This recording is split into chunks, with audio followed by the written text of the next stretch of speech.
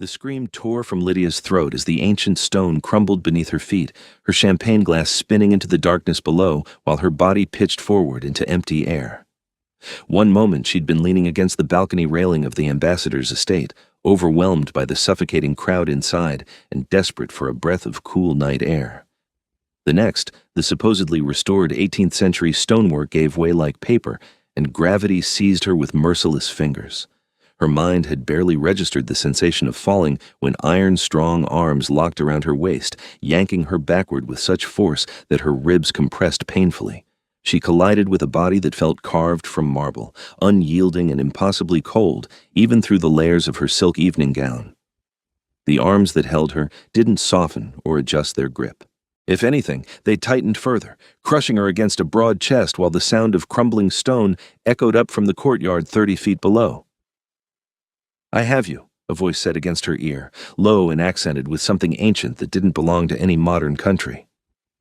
"You're safe." Lydia's heart hammered so violently she thought it might crack her sternum. Her hands had instinctively grabbed onto her rescuer's forearms, and even through the expensive fabric of his suit jacket, she could feel the supernatural strength coiled there.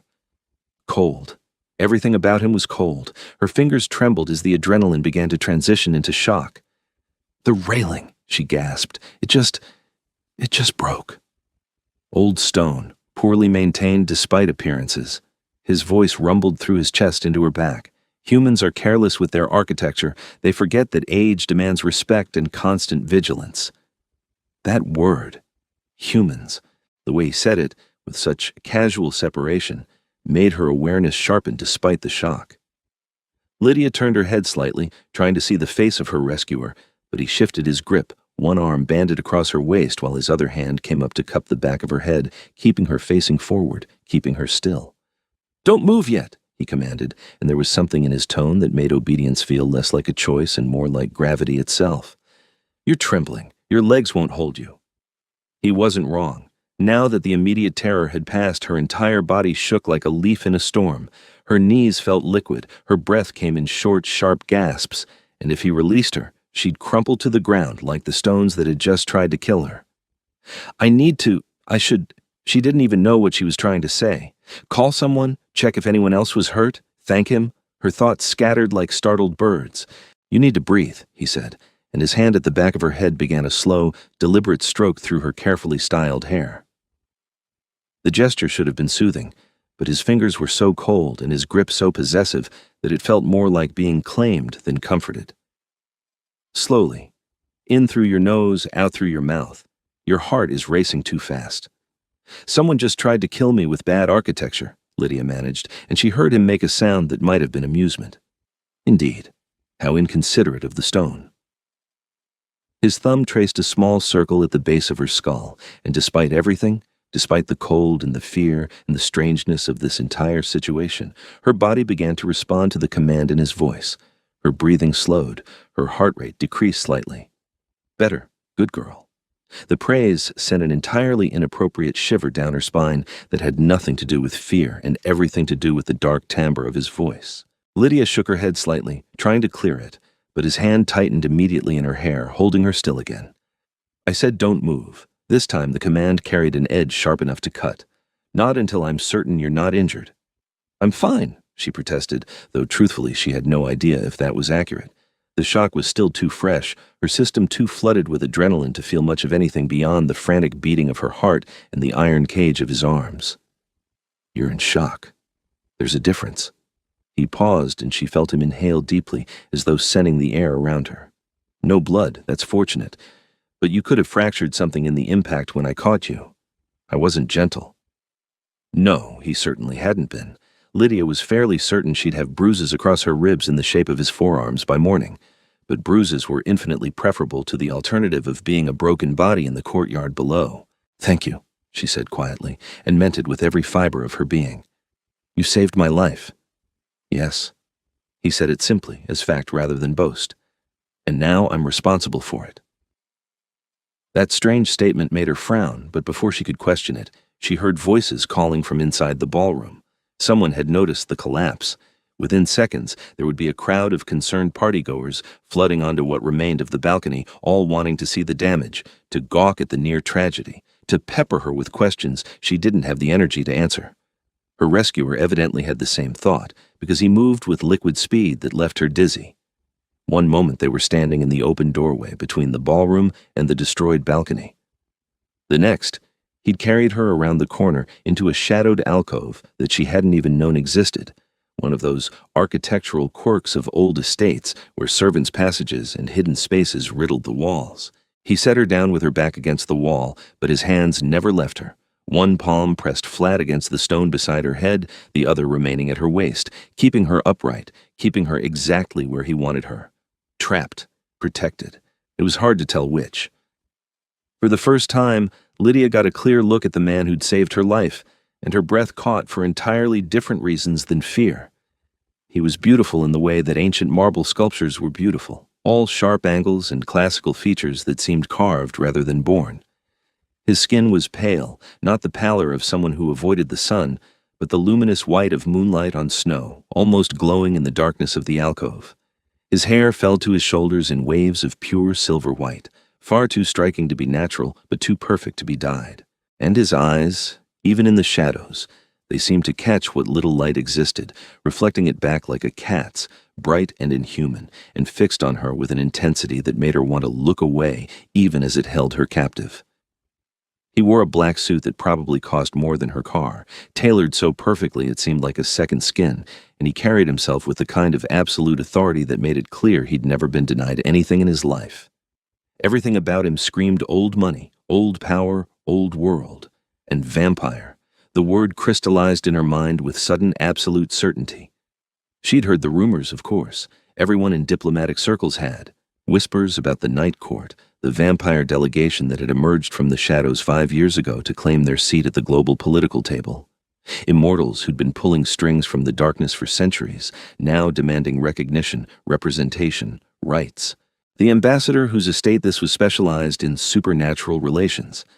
Half the guests at tonight's gala were probably vampires, moving through the crowd with their unnatural grace and their careful smiles, making nice with human politicians and business people, building bridges between worlds that had been separate since the dawn of time. She'd never actually met one before. Had made a point to avoid them, actually, despite her father's insistence that she needed to be comfortable in these new political waters. The whole thing unsettled her, the idea that there were beings out there who drank blood and lived forever, and saw humans as something other, something lesser.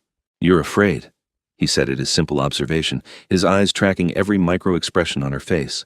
"Your pupils are dilated, your pulse is visible at your throat, and you've stopped breathing again." Lydia forced herself to inhale, forced herself to meet those inhuman eyes. "Should I be afraid?" His head tilted slightly, a predatory gesture that reminded her of a hawk studying a mouse. "That depends entirely on what frightens you. If it's heights and faulty architecture, then yes, you should be terrified and avoid all balconies for the foreseeable future. If it's me..." He leaned closer, bringing his face level with hers, close enough that she could see the subtle patterns in his irises, like fractured ice. "Then you're wise. Fear is appropriate when facing a predator." "Are you a predator?" Her voice came out steadier than she felt. "Always." His lips curved slightly, not quite a smile, revealing the barest hint of elongated canines. "But I'm not your predator. Not in the way you're imagining. I don't hurt what belongs to me. I don't belong to you." The words came automatically, defensive, even though her heart was racing again for entirely different reasons. His expression didn't change, but something flickered in those ice-bright eyes. "You did the moment I caught you, the moment I chose to save you rather than let gravity take what it was owed. You became mine in that instant, whether you accept it or not." "That's not how it works," Lydia said, but her voice had lost its certainty. She had no idea how it worked, not really. Vampire culture was still largely mysterious to the human world, their customs and rules revealed only in carefully controlled pieces during diplomatic negotiations. "That's precisely how it works," he corrected, his tone allowing no argument. "Among my kind, when you save a life, you claim it. When you keep someone from death, you become responsible for their continued survival. You're under my protection now, my care, mine." The possessiveness in that last word sent heat flooding through her body despite the cold radiating from him. This was insane. She didn't even know his name. He'd saved her life less than 5 minutes ago, and now he was talking about ownership and protection as though she'd signed a contract in blood. "I didn't agree to that," she managed. "You didn't have to. You fell. I caught you. The agreement was made by circumstance and sealed by action." He straightened slightly, giving her a few precious inches of space, though his hand remained at her waist. "But I'm not unreasonable. I understand human customs differ from ours, so let me make this clear in terms you'll accept. What is your name?" "Lydia," she said automatically, then felt foolish for obeying the command in his voice so readily. "Lydia Ashford." "Lydia." He repeated it slowly, as though tasting each syllable. "I am Alexander Draculeshti, first of the Night Court, king of the vampiric realms, lord of the eastern bloodlines." He paused, and his expression softened almost imperceptibly. "And as of tonight, your protector whether you wish it or not." A vampire king. Of course, because her knight couldn't get any stranger. Lydia closed her eyes briefly, trying to process everything, but his hand came up to cup her jaw, his thumb pressing gently against her cheekbone. "Look at me when I'm speaking to you," Alexander said quietly. There was steel beneath the velvet of his voice. "I need to see your eyes to know you understand, to know you're truly well." She opened her eyes, meeting his gaze, and the concern she saw there was so unexpected, it stole her breath. For all his talk of ownership and claiming, for all his predatory intensity, he was looking at her like she was something precious, fragile, worth protecting. "I understand," she whispered, "but I don't know what it means." "It means you don't leave my sight until I'm certain you're safe," he said. "It means anyone who wishes to harm you will answer to me personally. It means that your well-being has become my priority above all else, including diplomatic niceties and political games." From inside the ballroom, she could hear raised voices, people calling her name, her father's voice among them, sharp with panic. She should answer, should let them know she was alive and unharmed. But Alexander's hand was still on her face, his thumb now tracing the line of her jaw, and she found herself frozen, caught between two worlds. "You should go to them," Alexander said, though his hand didn't move, "before they send search parties and cause a scene. But I'll be watching, every moment. And when this tedious gathering is finished, you and I are going to have a much longer conversation about what happens next." "What if I don't want a longer conversation?" Lydia asked, finally finding a spark of her usual defiance beneath the shock and confusion. His smile this time was fuller, revealing those dangerous fangs completely, and it transformed his face from beautiful to devastating. "Then I'll be extraordinarily persuasive. I've had centuries to perfect the art of getting what I want, Lydia Ashford, and I want you safe. I want you protected. I want you to understand exactly what you've become to me in the space of a heartbeat." Before she could respond, before she could even formulate a thought beyond the way her name sounded in his ancient accent, he stepped back, giving her space for the first time since catching her. The loss of his presence felt like a physical thing, cold air rushing in where his body heat should have been, except vampires didn't have body heat, did they? "Go," he said, gesturing toward the ballroom with one pale hand, "before they break down doors looking for you." Lydia hesitated for one more moment, studying this impossible creature who'd crashed into her life with the same sudden violence as her near-death experience. Then she straightened her dress, smoothed her ruined hairstyle as best she could, and stepped out of the alcove on shaking legs. Her father reached her first, his face pale with terror that shifted to relief so profound he actually sagged. "Lydia, thank God! We saw the balcony collapse and you weren't inside, and we thought—" He cut himself off, pulling her into a fierce embrace that she returned with equal intensity. "I'm okay," she said into his shoulder. "Someone caught me, pulled me back before I fell." "Who?" Her father pulled back, searching the area with sharp eyes. "I need to thank them. I need to—" But when Lydia turned to gesture toward the alcove, it was empty. Alexander had vanished as silently as a shadow, leaving no trace that he'd ever been there except the lingering chill on her skin and the bruises she could feel forming on her ribs. "I don't know," she lied, though she wasn't sure why she was protecting his privacy. Maybe because explaining that the Vampire King had claimed her as his responsibility would lead to questions she couldn't answer. Maybe because some instinct told her that what had passed between them in that shadowed space was private, intimate in a way that transcended the simple act of rescue. The rest of the evening passed in a blur of concerned officials, structural engineers being summoned to examine the damage, and endless repetitions of her story, edited to remove any mention of Alexander. She told them she'd stumbled back on her own, that the collapse had been small enough to leave her on solid ground. It was easier than the truth, which she was still trying to understand herself. But through it all, she felt eyes on her, that prickling awareness of being watched, studied, tracked. She never saw him directly, but twice she caught a glimpse of silver-white hair in the crowd, a flash of that perfect pale profile, always at a distance, always observing. Protecting her, she realized, just as he'd promised. By the time her father's driver pulled up to take them home, Lydia was exhausted, running on fumes of adrenaline and shock. She collapsed into the leather seat of the town car, letting her head fall back against the headrest, and tried to convince herself that the entire encounter had been some kind of shock-induced hallucination. Except the bruises on her ribs were very real, and when she checked her phone, there was a message from an unknown number waiting for her. "Sleep well, Lydia Ashford. Tomorrow we talk. The address below is my residence. Come at sunset. Don't make me send a car." Below the message was an address in the city's most exclusive district, the kind of neighborhood where old money built fortress estates behind iron gates and high walls. And below that, a single initial. A. Lydia stared at the message for the entire ride home, her thumb hovering over the delete button but never quite pressing it. She should ignore it, should block the number and forget this entire night ever happened, should go back to her normal life of avoiding the supernatural world and all its complications. But when she closed her eyes, all she could see was ice-bright eyes and a predatory smile, and all she could hear was a voice promising protection and claiming ownership in the same breath. She was going to go. She knew it with the same certainty she knew her own name. Whether that made her brave or foolish remained to be seen. The next day crawled by with agonizing slowness. Lydia tried to focus on work, on the stack of contract reviews waiting on her desk at the international law firm where she worked as a junior associate, but her mind kept drifting back to cold hands and colder commands. Her ribs ached every time she moved, a constant reminder that last night had been very real.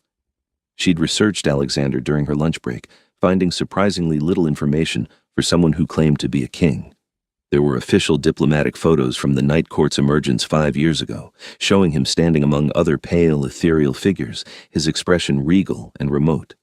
There were mentions of him in political journals, always in the context of vampire rights negotiations and territorial agreements.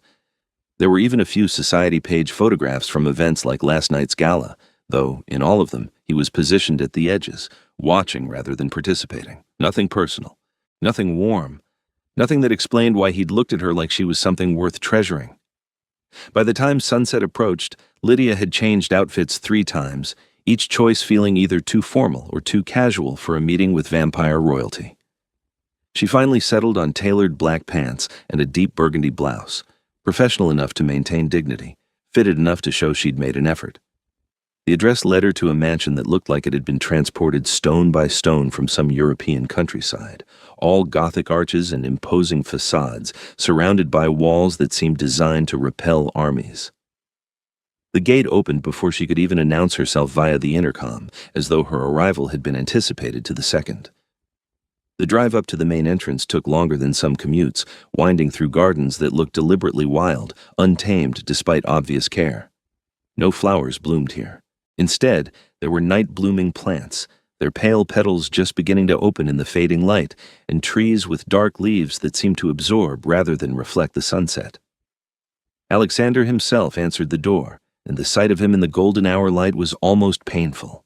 He wore dark pants and a white shirt with the sleeves rolled to his elbows, casual in a way that shouldn't have been intimidating, but absolutely was.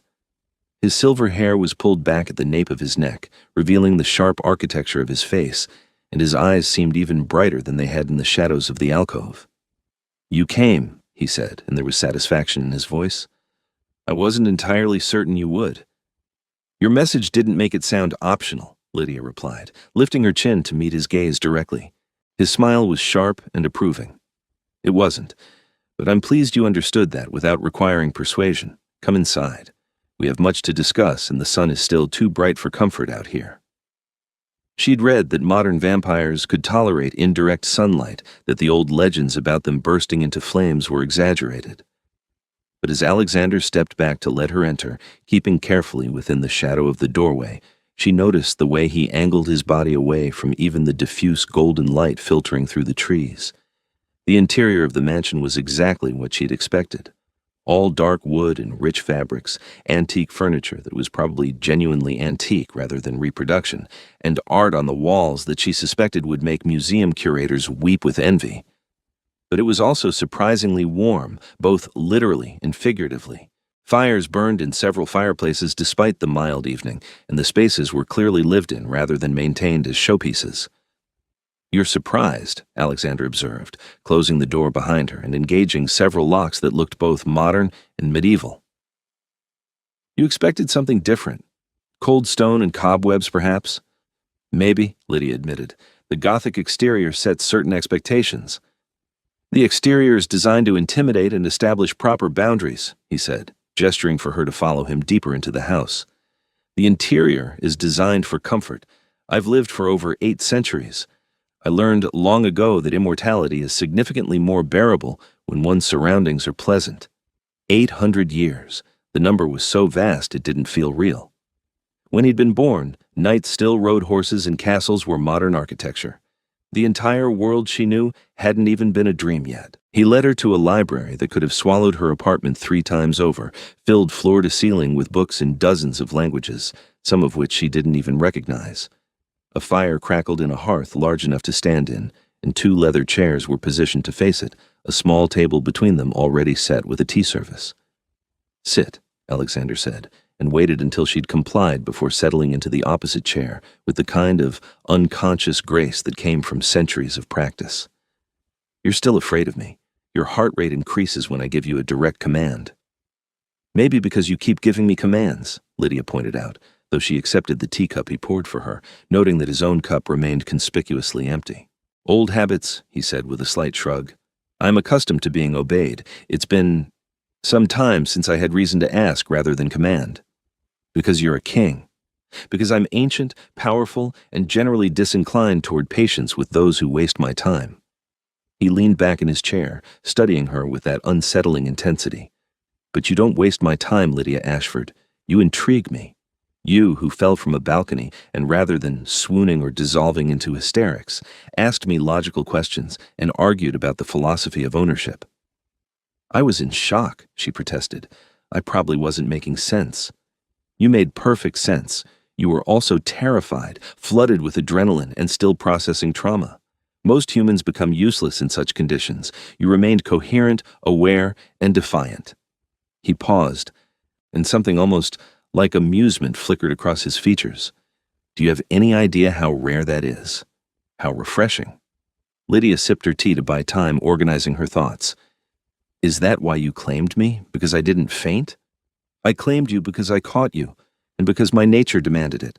The claiming happened in the instant my hands locked around you before you'd spoken a single word." His expression grew more serious. "But why I'm pursuing this connection beyond simple protection?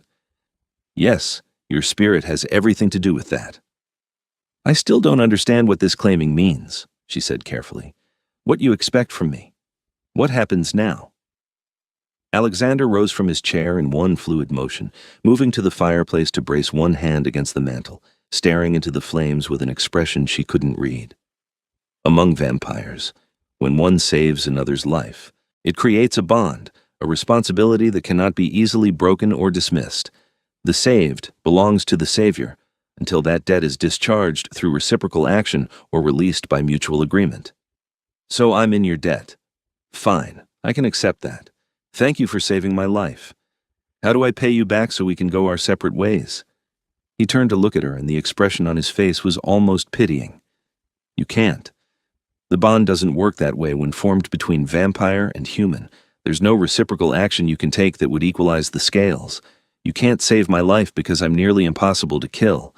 You can't offer me anything of equivalent value because you're mortal. And I'm not."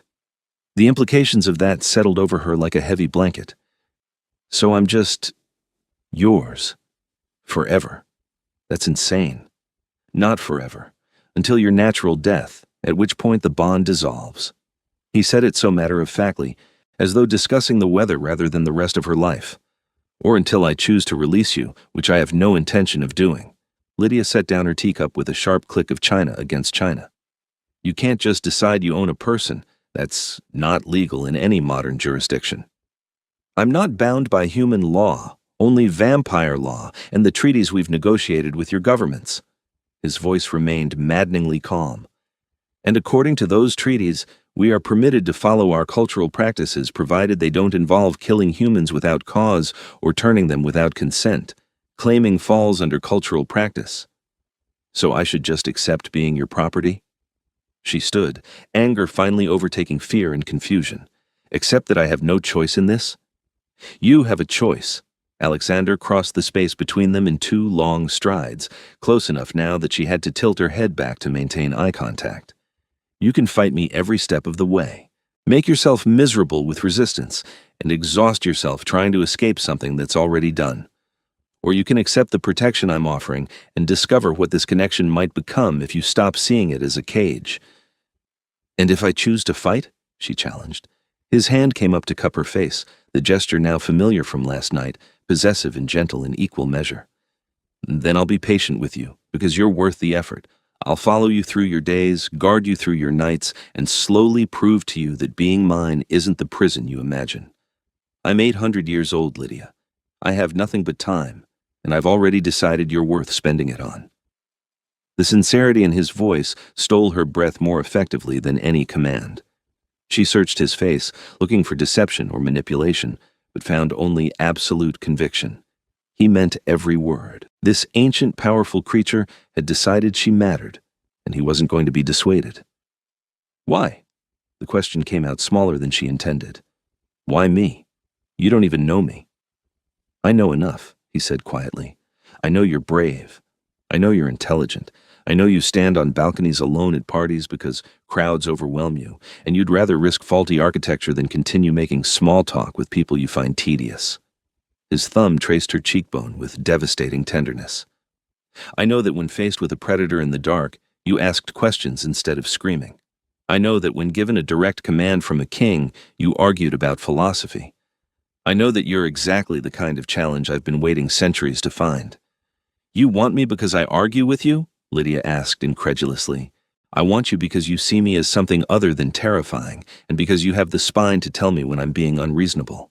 His other hand settled at her waist, the same grip from last night, and she realized with a start that her own hands had risen to rest against his chest.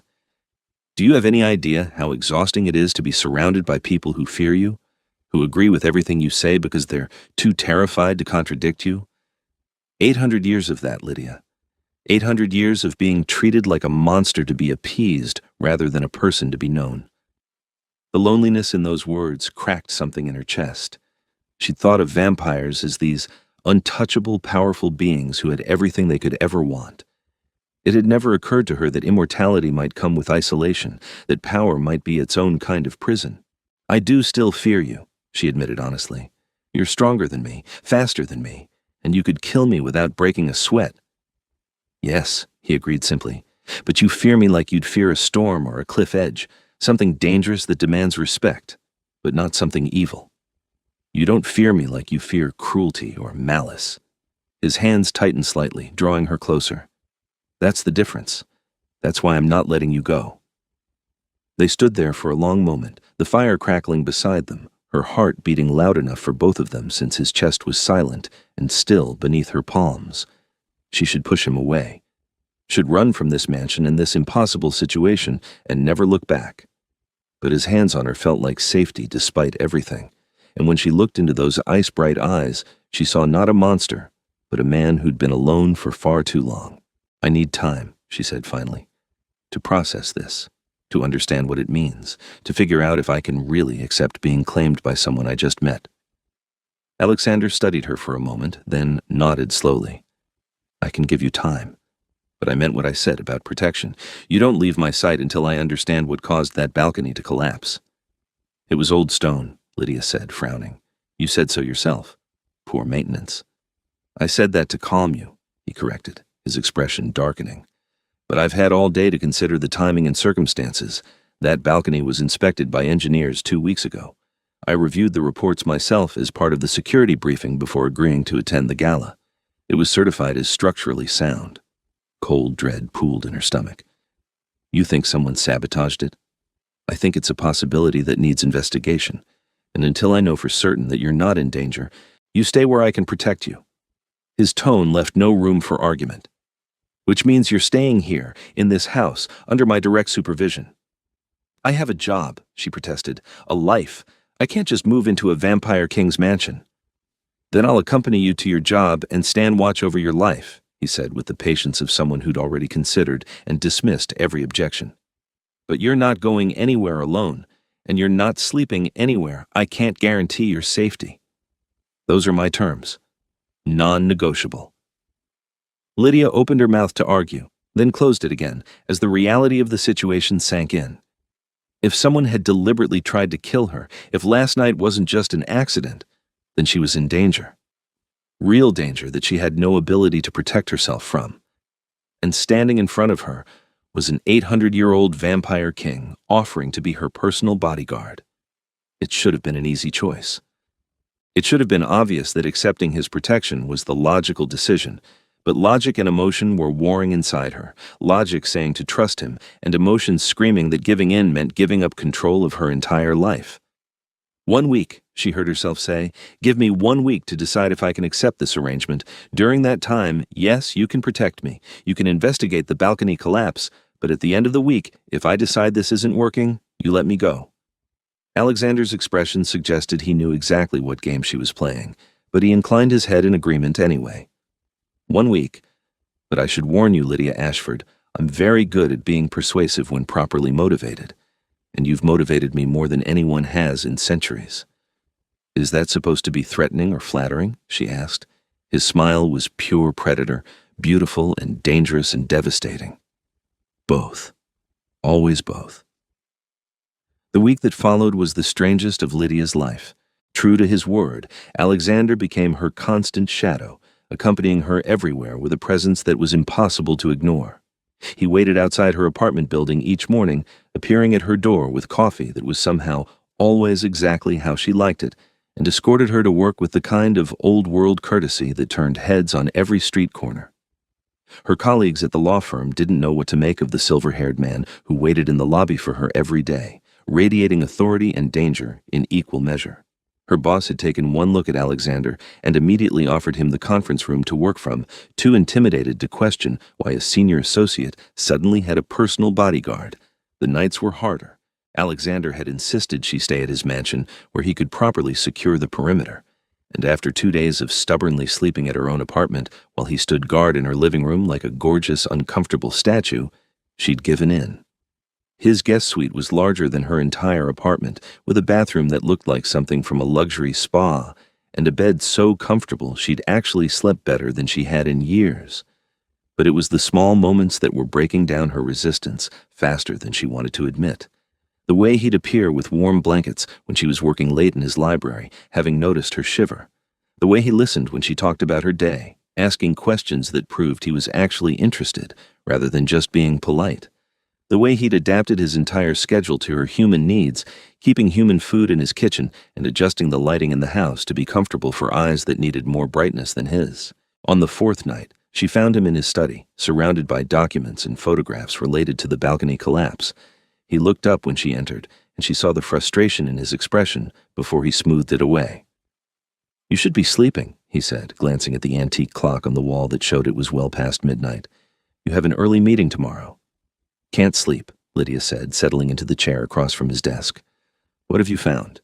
He hesitated, clearly debating how much to tell her, then sighed and turned one of the photographs to face her.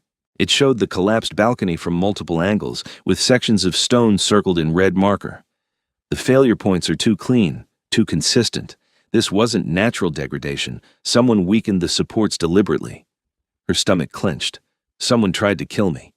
"Someone tried to kill whoever happened to be on that balcony," Alexander corrected, though his jaw was tight with anger. "The question is whether you were specifically targeted or if you were simply unlucky." "Does it matter?" Lydia asked. "Either way, someone's running around trying to murder people at diplomatic functions." "It matters because it determines what happens next." He leaned back in his chair, studying her with those unsettling eyes. "If you were targeted specifically, then I need to understand why. Who benefits from your death? Who have you angered or threatened?" I'm a junior associate at a law firm, she said incredulously. The most threatening thing I do is draft contracts. Nobody's trying to kill me over severance agreements. Your father is Jonathan Ashford, senior diplomatic advisor to the human delegation in vampire relations, Alexander said quietly. You don't think your death might send a message to him? Might influence his decisions regarding the treaty negotiations currently underway? The blood drained from Lydia's face. She deliberately kept her distance from her father's work, wanting to build her career on her own merits rather than his connections. But of course, someone might see her as leverage anyway. In the world of high-stakes political negotiations, family was always a weak point to be exploited. You think this is about the treaties, she said slowly. I think it's possible. There are factions on both sides who oppose closer integration between our species, vampires who believe we should remain in the shadows, pulling strings but never being visible, humans who fear us and want us contained or eliminated. His expression darkened further. Any of them might see your death as a useful catalyst for conflict. So what do we do? Lydia asked, and some part of her registered that she'd said we instead of you, that she'd already started thinking of them as a unit facing this together. Alexander noticed too, because satisfaction flickered across his features. We continue exactly as we have been. You go about your normal life, I maintain protection, and I continue investigating. But you need to be more careful about trusting people. Anyone at that gala could have been responsible. Anyone in your professional or personal circle might be involved. The paranoia that statement induced was exhausting. Lydia rubbed her temples, feeling a headache building behind her eyes. This is insane. A week ago my biggest problem was whether to order Thai or Italian for dinner. Now I'm in the middle of some supernatural political conspiracy. She heard movement, and then Alexander was around the desk, kneeling in front of her chair so they were eye level. His hands settled on her knees, cold even through the fabric of her pajama pants, grounding and comforting despite the chill. I know this is overwhelming, he said quietly. I know this isn't the life you chose or wanted, but I promise you, Lydia, I will find whoever did this. I will ensure they face consequences, and I will keep you safe until this threat is eliminated. Why? She asked again, the same question from days ago, but with different weight now. Why do you care this much? The claiming explains obligation, but this feels like more than duty. His hands tightened on her knees, and when he spoke, his voice carried centuries of loneliness. Because when I caught you, when I felt your heart racing against my chest and saw the defiance in your eyes despite your fear, something in me recognized something in you. Because in 800 years of existence, I've never felt compelled to actually know someone the way I want to know you. Because you're brilliant and brave and beautiful, and the thought of someone hurting you makes me want to burn the world down until I find the one responsible. The raw honesty in those words stole her breath. This wasn't the controlled, careful vampire king who moved through diplomatic circles with perfect poise. This was the man beneath the crown, ancient and powerful and terrifyingly sincere. Alexander, she whispered, and raised one hand to touch his face, her warm fingers against his cold cheek. I don't know how to process this. Any of this. Then don't, he said, turning his head to press a kiss against her palm that sent electricity racing up her arm. Don't try to logic your way through something that defies logic. Just feel. Just be. Just let yourself accept that this connection between us is real, even if it doesn't make sense yet. That's not how I work, Lydia protested weakly. I'm a lawyer. I need evidence and arguments and rational explanations. Then here's your evidence. He stood, pulling her up with him, and cupped her face between both hands with a gentleness that belied his strength. Your heart rate increases when I'm near, but it's not fear anymore. You sleep better in my house than you did in your own apartment. You automatically include me in your plans now, asking what we should do rather than making unilateral decisions. You've stopped jumping when I appear beside you, and you let me touch you without flinching. He was right. All of it was true. Somewhere over the past 4 days, her fear had transformed into something else entirely, into anticipation when she saw him waiting each morning, into comfort when his cold hand steadied her, into something dangerously close to longing when he looked at her the way he was looking at her now. This is crazy, she said, but her hands had come up to grip his wrists, holding him in place rather than pushing him away. Completely insane, he agreed, and there was something almost like joy in his expression. I'm an 800-year-old vampire king, and you're a 26-year-old human lawyer. We have nothing in common except that I caught you when you fell, and somehow that was enough to change everything. I'm 27, she corrected automatically. My birthday was last month. 27, he repeated, and his smile was soft, genuine, nothing like the dangerous expressions she'd seen him wear at political functions. Still practically an infant by my standards, still impossibly precious. Then he was kissing her, and every logical objection Lydia had carefully constructed over the past 4 days evaporated like mist in sunlight. His lips were cold against hers, but the kiss was anything but. It was possession and promise, claiming and cherishing, 800 years of patience focused entirely on her. She gasped against his mouth, and he took advantage, deepening the kiss until she was dizzy with it, until her hands fisted in his shirt to keep herself upright, until nothing existed except the taste of him and the way his body felt pressed against hers. When he finally pulled back, they were both breathing hard, or at least she was. His chest still didn't move, but his eyes were brighter than she'd ever seen them, practically glowing with intensity. That's my argument, Alexander said roughly. That's my evidence. Tell me you don't feel this connection. Tell me you want me to let you go at the end of the week, and I'll do it. I'll hate every moment, and I'll probably still follow you from the shadows to ensure your safety. But I'll honor my word and release the claim. Lydia licked her lips, tasting him there, and saw his eyes track the movement with predatory focus. And if I don't want you to let me go? The expression that crossed his face was triumph and relief and hunger all at once. Then you stay. You let me protect you and court you properly and show you what it means to be treasured by someone who spent centuries learning exactly how to treasure something precious. I haven't decided yet, she said, but they both knew it was a token protest. The decision had been made the moment his lips touched hers, maybe even earlier. Maybe the moment he'd caught her and refused to let go. Liar, he said fondly, and kissed her again, softer this time, but no less devastating. But I'll give you until the end of the week to admit it. I'm patient. I can wait 3 more days for you to stop fighting the inevitable. The remaining 3 days passed in a haze of growing intimacy that both thrilled and terrified her. Alexander kept his word about courting her properly, which apparently meant grand romantic gestures filtered through 8 centuries of cultural evolution. There were flowers that bloomed only at night, their petals luminescent in the darkness. There were private concerts performed by musicians who were probably vampires themselves, playing instruments that had gone extinct in the human world centuries ago. There were long conversations that lasted until dawn, where he told her about the world as it had been and listened to her talk about the world as it was. But there was also the investigation, which was yielding disturbing results. On the 6th day, Alexander called her into his study with an expression so grim that her stomach immediately knotted with dread. I found who sabotaged the balcony, he said without preamble, and you're not going to like it. He turned his laptop to face her, showing security footage from the ambassador's estate.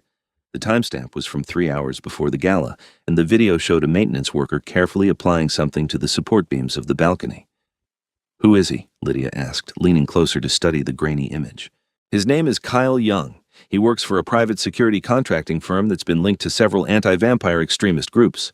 Alexander's voice was hard, controlled fury barely leashed, and before you ask, yes, we've already apprehended him. He's currently being questioned by both vampire and human authorities.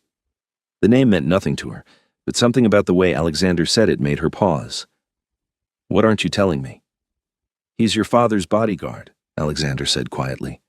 Or was, until 3 months ago when your father dismissed him for making inappropriate comments about vampires during a diplomatic function. The implications hit her like a physical blow. You think my father was the target? That I almost died because someone wanted revenge on my dad? I think you were a target of opportunity. Young couldn't get close to your father directly anymore, so he went after the next best thing. He sabotaged the balcony knowing that area was frequently used by staff and guests stepping out for air. If you died, it would devastate your father. If someone else died, it would still cause a scandal that might derail the treaty negotiations. Rage rose in Lydia's chest, hot and fierce. Has anyone told my father? Does he know? Human authorities informed him this morning. He's on his way here now, actually. I took the liberty of inviting him to discuss the situation and his daughter's continued security needs. Alexander paused, studying her carefully. I should warn you, He's not pleased that you've been staying here. He has opinions about our association." That was putting it mildly, Lydia discovered 20 minutes later, when her father arrived in a fury that filled the mansion's foyer like a storm system. Jonathan Ashford was a tall man with steel gray hair and the kind of presence that came from decades in high-stakes diplomatic negotiations, but even he seemed diminished standing next to Alexander's ancient authority. "Lydia," her father said, pulling her into a fierce hug that she returned automatically. "Thank God you're safe. When they told me what Young had done, what he'd tried to do," he cut himself off, then pulled back to hold her at arm's length, his expression shifting from relief to anger as he looked past her to where Alexander stood watching them with perfect stillness. "And you. You've had my daughter here for nearly a week without informing me? What kind of... The kind who saved her life and has been protecting her while you were apparently oblivious to the threat one of your own employees posed," Alexander interrupted, his voice cutting through her father's tirade with surgical precision. "The kind who has spent considerable resources investigating the attack when human authorities were ready to write it off as an accident. The kind who has kept her safe every moment of every day because I claimed responsibility for her well-being." "Claimed," her father repeated, and the way he said it suggested he knew exactly what that word meant in vampire culture. "You can't seriously be invoking ancient customs over a rescue that lasted all of 5 seconds." "I can, and I have," Alexander said calmly. "Your daughter belongs to me now, Jonathan. She's under my protection, under my care, and under my roof for as long as I deem it necessary for her safety." "Dad," Lydia interjected before her father could respond to that declaration, "it's not what you think. Alexander has been nothing but respectful and helpful. He's been investigating the attack, he's kept me safe, and he's been courting her," Alexander finished, and there was challenge in his voice as he met her father's furious gaze. "With her consent and increasing enthusiasm. So yes, Jonathan, I've claimed your daughter according to my laws and customs, and I'm courting her according to hers. If you have objections to either, I suggest you voice them now so I can dismiss them appropriately." The silence that followed was so thick Lydia could practically taste it. Her father's face had gone through several shades of red, and she could see him struggling between diplomatic protocol and paternal instinct. Finally, he turned to her, his expression carefully neutral. "Lydia, is this what you want? Because if this vampire has coerced you in any way..." "This vampire has a name and is standing right here," Alexander said dryly. "And I don't coerce. I claim, I protect, and I court. All of which Lydia has accepted with her usual intelligent consideration of the options before her." "Let me talk to my daughter alone," her father demanded. "No." Alexander's refusal was flat and absolute. "I don't leave her unguarded, and I don't leave her alone with anyone until Young's interrogation confirms he acted independently rather than as part of a larger conspiracy. If you need to speak with her, you do so in my presence or not at all." Lydia watched the standoff between the two men, ancient vampire king and modern diplomat, and felt something shift in her chest. Alexander wasn't trying to control her by refusing to leave. He was protecting her, just as he'd promised, even from her own father, who he clearly respected but wouldn't allow to override his judgment about her safety. "It's okay, Dad," she said quietly, drawing her father's attention back to her. "I want him here. He should hear this too." She took a deep breath and made the decision she'd been avoiding all week. "I'm staying. Not just until the threat is resolved, but after. I'm accepting Alexander's claim and his courtship, and I'm giving this whatever this is between us a real chance." Her father's expression crumpled slightly. "Lydia, you can't. You don't understand what you're agreeing to. Vampires don't love like we do. They collect and possess, and we love deeper and longer than humans can possibly imagine," Alexander interrupted, and there was steel beneath the velvet of his voice. "We love with the intensity of centuries and the patience of immortality. We love knowing that every moment with our chosen one is precious because they're mortal and temporary and impossibly rare."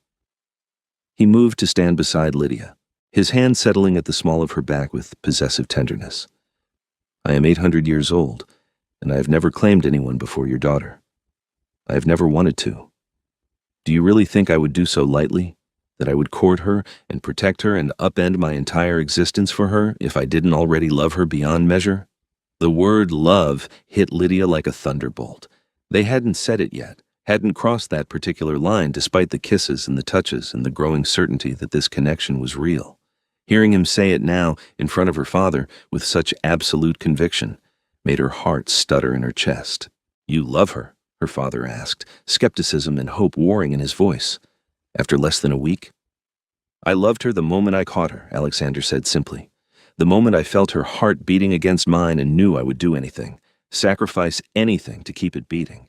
Everything since then has just been me trying to convince her to love me in return." Lydia turned to look up at him, seeing vulnerability in his ancient eyes that she'd never expected. "You never said." "I was waiting for the end of your week," he admitted, his hand tightening slightly at her back.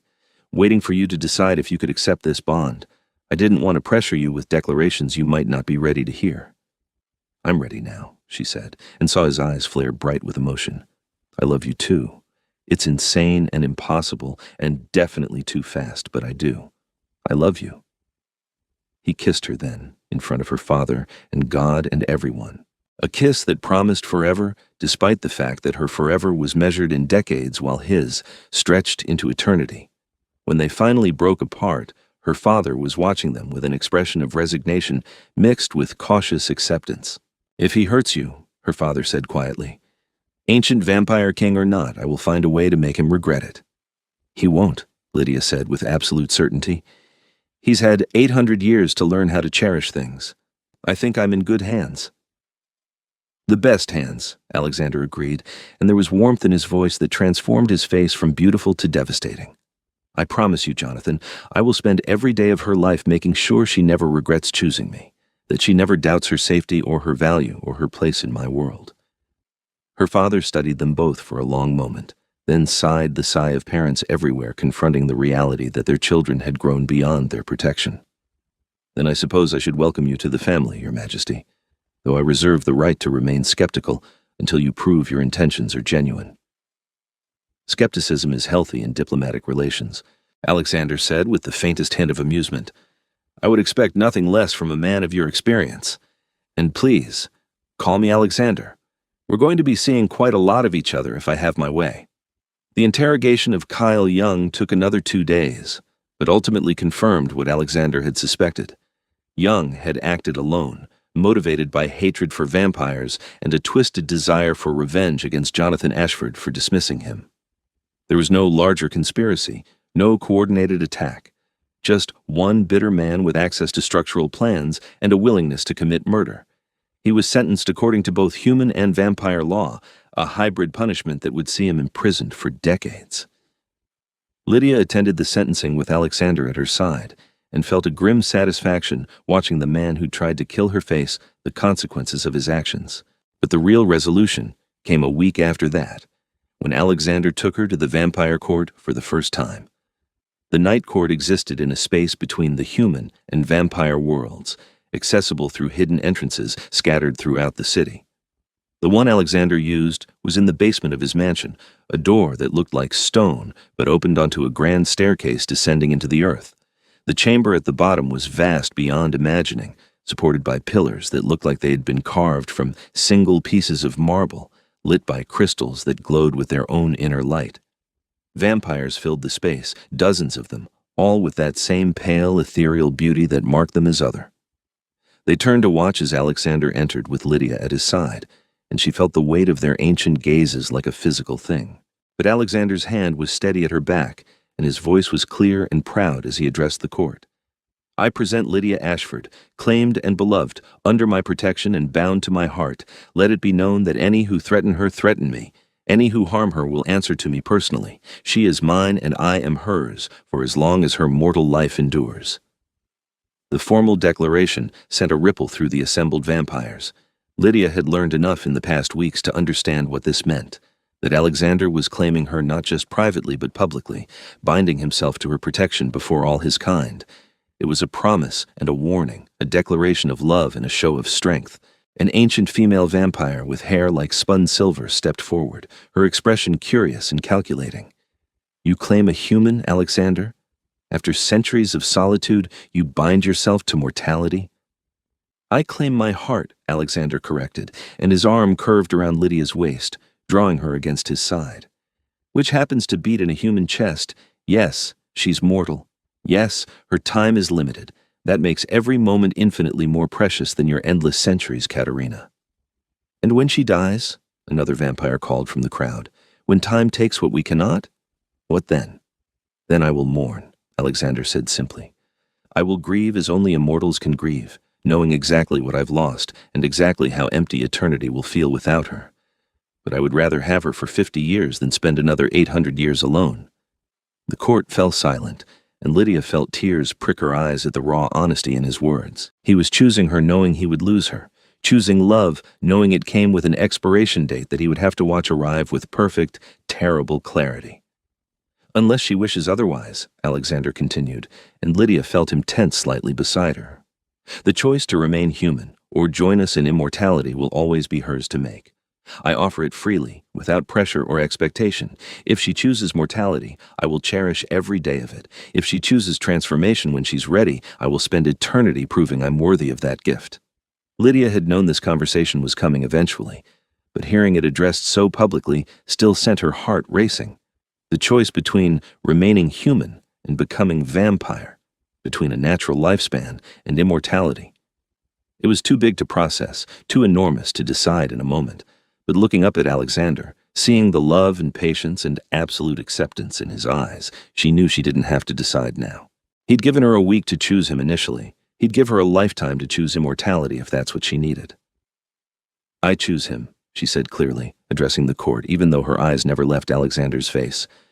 For as long as I have to choose, however long that ends up being, I choose this love and this life and this impossible, wonderful vampire who caught me when I fell and refused to let me go.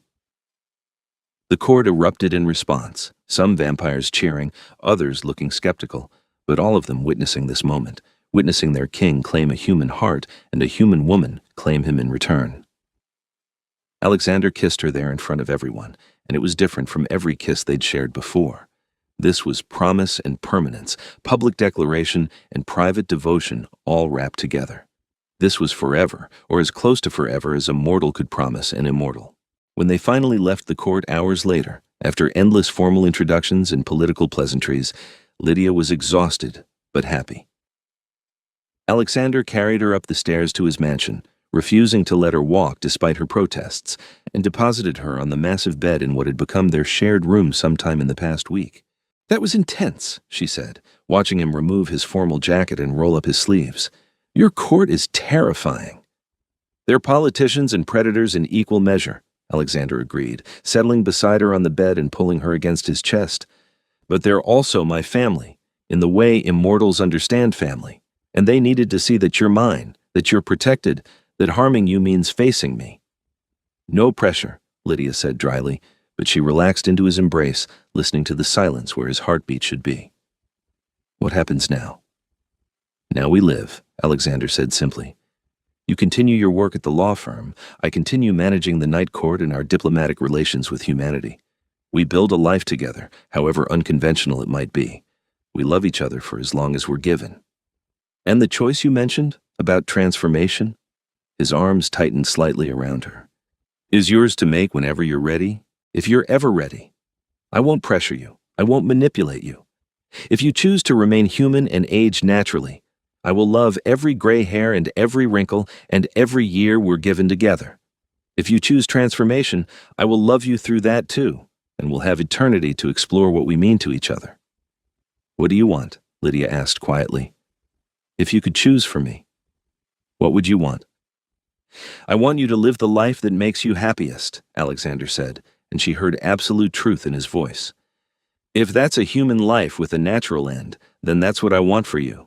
If it's immortality and forever with me, then that's what I want. Your happiness is my priority, Lydia, always.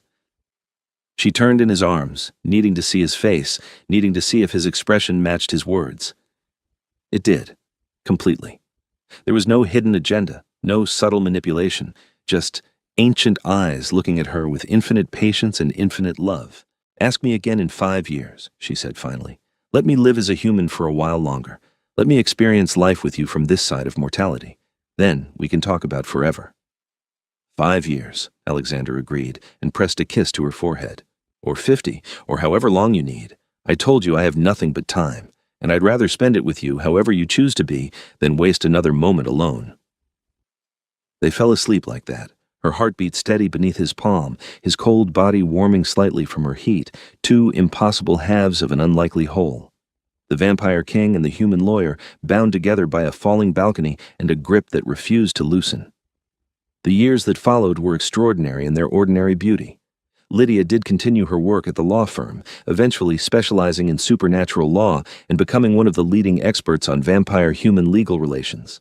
Alexander was an invaluable resource, of course, able to explain centuries of vampire legal precedent and cultural context that no human scholar could match. They made headlines occasionally, the vampire king and his human beloved, their relationship becoming a symbol of the integration between species. Not everyone approved. There were still extremists on both sides who saw their love as betrayal or weakness, but Alexander's protection never wavered, and Lydia learned to navigate the complex politics of both worlds with increasing skill. Her father eventually warmed to Alexander, especially after witnessing how carefully the vampire king treasured his daughter.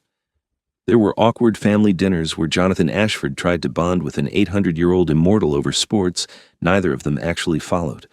There were holidays that blended human and vampire traditions in strange but beautiful ways. There was acceptance, hard-won but genuine. The question of transformation hung between them like a promise, never forced, but never forgotten. Alexander never pressured, never hinted that he wanted her to choose immortality. But sometimes Lydia would catch him watching her with an expression of such bittersweet longing that she knew he was counting the years they had left, measuring time and heartbeats that would one day stop. 5 years became 10. 10 became 15. Lydia's 27th birthday became her 42nd, then her 45th. She saw the first hints of silver in her dark hair, the first fine lines around her eyes. Alexander remained unchanged, eternally beautiful, eternally devoted. On her 50th birthday, they stood on a balcony together, a different balcony, carefully inspected and structurally sound, and looked out over the city lights. Alexander's arms were around her waist, just as they'd been the night they met, and his chin rested on her shoulder. "Have you thought about it?" she asked quietly, not needing to specify what it was. "Every day," Alexander admitted. "I think about watching you age, watching time take you from me piece by piece. I think about the day your heart stops beating, and how empty eternity will feel after. I think about how desperately I want forever with you, and how terrified I am to ask for it, because it has to be your choice, freely made." Lydia covered his hands with hers where they rested against her stomach. "And if I said I was ready? If I said I wanted forever with you?" She felt him go impossibly still behind her, every muscle locked. "Is that what you're saying?" "I've lived half a century as a human," Lydia said, turning in his arms to face him. "I've accomplished everything I wanted to accomplish in mortal life. I've made my mark, built my career, lived fully and well. And through it all, the constant has been you. The one thing that's made every success sweeter and every failure bearable has been knowing you were there, knowing you loved me, knowing that when I came home, you'd be waiting." "Lydia?" His voice was rough, thick with emotion she'd rarely heard from him. "I'm ready," she said clearly. "I'm ready to choose forever. I'm ready to become what you are, to live as you live, to spend eternity learning everything there is to know about loving you. If you'll still have me, if the offer's still open." "If I'll still—" Alexander cut himself off with a sound that might have been a laugh or a sob. "Lydia Ashford, I have waited 23 years for you to say those words. I would wait another 800 if necessary. Of course the offer's still open. Of course I'll have you, forever, for always, for every moment of eternity we're granted." He kissed her then, and it was different from every kiss they'd shared before. This was promise becoming reality, future becoming present, mortality transforming into forever. This was the beginning of their true story, the one that wouldn't end with her death but would continue through centuries yet to come. The transformation itself was a carefully planned ritual, overseen by the eldest vampires of the Night Court and witnessed by her father, who cried silently through the entire process. It was painful no one had lied to her about that, but Alexander held her through every moment, his voice in her ear reminding her why she'd chosen this, who she was becoming. When she woke 3 days later, the world was different, sharper, brighter. Her senses had expanded to encompass things she'd never noticed before: the individual heartbeats of humans blocks away, the scent of blood beneath skin, the subtle shift of air currents through the room. And Alexander, sitting beside her bed exactly where he'd been when she'd closed her human eyes for the last time, watching her with an expression of such profound relief and joy that her newly still heart would have burst if it could. "Hello, my love," he said softly. "Welcome to forever." Lydia took his hand, marveling at how different it felt now that her skin matched his temperature, now that she had strength to match his. It's strange. Everything's so different, but also exactly the same. "You're still you," Alexander assured her, "just enhanced, elevated, eternal." He raised her hand to his lips, kissing her knuckles with reverent tenderness. "And mine. Finally, completely, unquestionably mine for as long as existence endures." "Possessive vampire," she said fondly. "Always," he agreed without shame. "I caught you when you fell, and I refused to loosen my grip. Now you can't fall at all. You'll fly beside me, through centuries and storms and whatever eternity holds. We'll face it together." She pulled him down to kiss her, and it was perfect. Equalizing. Two immortals who'd found each other against impossible odds, who'd chosen love despite every logical reason to walk away, who'd built forever from a single moment of rescue and refused to let go. Outside, the sun was setting, painting the sky in shades of gold and crimson. Inside, two vampires held each other close, knowing they had all the time in the world now, all the time in existence. Lydia's father visited often in those first months, helping her adjust to immortality, processing his own grief over losing his human daughter even as he celebrated the happiness she'd found. He aged while she remained frozen at 50, the natural order inverted, but there was peace in his acceptance. He'd seen how Alexander loved her, had witnessed the devotion and care that had only deepened over 2 decades. He knew she was cherished, protected, treasured beyond measure. When Jonathan Ashford finally died peacefully in his sleep at the age of 97, Lydia mourned him with the intensity only an immortal could, knowing she would carry that grief for centuries. Alexander held her through it, understanding loss in ways humans never could, and together they established a foundation in her father's name to support human-vampire relations and integration. The centuries unfolded like pages in a book. They traveled the world together, visiting the places Alexander had known in their youth and watching them change and evolve. They built homes in different cities, creating spaces where human and vampire culture blended seamlessly. They loved each other through changes in the world that would have been unimaginable to the woman who'd stood on a balcony in her 20s, not knowing her life was about to change forever. But some things remained constant. Alexander's protectiveness never diminished, though now Lydia could protect herself just as fiercely. His possessiveness remained, though she'd learned to wield her own power to claim him right back. And the memory of that first night, of falling and being caught, of arms that refused to let go, stayed fresh and vivid no matter how many years passed.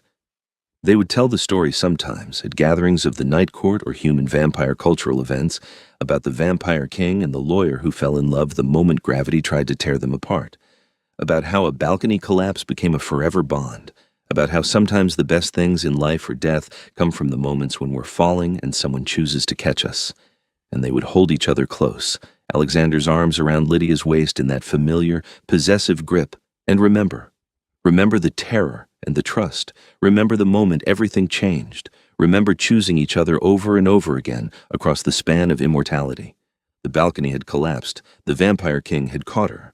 He'd refused to loosen his grip, and she'd spent eternity grateful that he hadn't, that he'd held on tight and never let go, that he'd transformed a moment of falling into a lifetime, many lifetimes of flying together through the endless night. Their love story became legend among both humans and vampires, a testament to the power of choosing love despite impossible odds. Young vampires would ask Alexander for advice on courting humans, and he would always tell them the same thing. When you find someone worth catching, hold on tight. Don't let fear or logic or the weight of mortality convince you to let go. Love is rare enough among immortals. When you find it, grip it like your existence depends on it, because it does. And Lydia, standing beside him through centuries of such conversations, would always add, "And if you're the one being caught, don't be so stubborn about accepting help that you miss the chance for forever." Sometimes the best decisions are the ones we make when we're falling, when we're vulnerable, when we choose to trust someone to hold us, even when we can't hold ourselves. They would exchange glances then, remembering a stone balcony and a dark night and a moment that had seemed like an ending, but was really just the beginning of everything. And if sometimes they sought out balconies in their travels, standing together looking out over city lights or countryside darkness, arms around each other in that familiar grip well, that was their private ritual. Their way of honoring the accident that had brought them together, the fall that had led to forever, the collapse that had built an eternal foundation. The vampire king had caught her, had refused to loosen his grip, and in holding on had discovered that sometimes the things we catch end up catching us right back, holding us just as tightly, transforming solitary existence into shared eternity.